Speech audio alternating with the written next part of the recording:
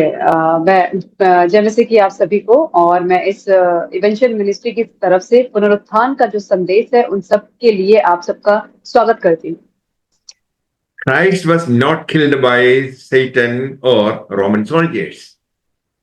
और जो मसीह जो था वो ना तो शैतान के जरिए और ना ही जो रोमी जो सैनिक थे उनके जरिए नहीं मारे गए। Jesus affirmed that no man could take his life. और यीशु मसीह ने खुद ही ये चीज कहा था कि कोई भी इंसान उनकी जान को नहीं ले सकता। Gospel according to St. John chapter 10 verses 17 and 18. और यूहन्ना रचित सुसमाचार उसका 10 अध्याय उसका 17 और 18 वचन। The Father loves me because I lay down my life that I may have it back again. No one can kill me without my consent. I lay down my life voluntarily, for I have the right and power to lay it down when I want to, and also the right and power to take it again, for the Father has given me this right. पिता इसीलिए मुझसे प्रेम रखता है कि मैं अपना प्राण देता हूँ कि उसे फिर ले लूं। कोई उसे मुझसे छीनता नहीं, वरन मैं उसे आप ही देता हूँ।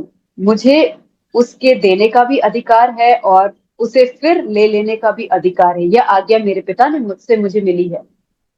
Jesus had the power to lay it down and take it up again. और यीशु मसीह के पास ये अधिकार है कि उसे वो छोड़ दे, उसे वो फिर वापस ले ले। His atoning death was a voluntary sacrifice. और उसकी जो ये प्रायश्चित करने वाली जो मृत्यु है वो स्वैच्छिक उसका जो बलिदान था। He laid down his own life.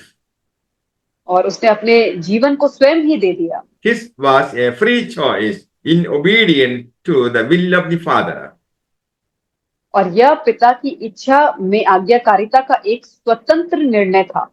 Christ offered his blood on the mercy seat of the Holy of Holies. और मसीह ने अपने लहू को परम पवित्र स्थान में करुणा की गद्दी पर चढ़ाया। He is now seated at the right hand of the Father.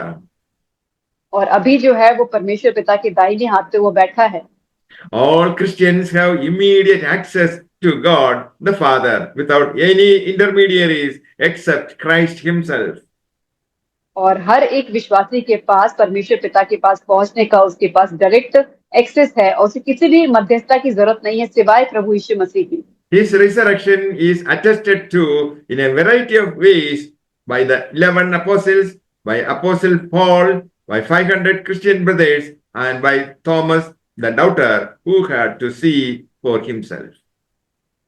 यीशु मसीह का जो पुनरुत्थान की जो पुष्टि की गई थी उसके कई माध्यम थे। एक तो 11 जो उसके खुद चेले थे, और फिर पौलुस और 500 से अधिक मसीह भाई, और थॉमस जिसे संदेह करने वाला कहते हैं, जिसने स्वयं देखकर उसके ऊपर विश्वास किया। Resurrection of Jesus guarantees that Jesus was the Son of God.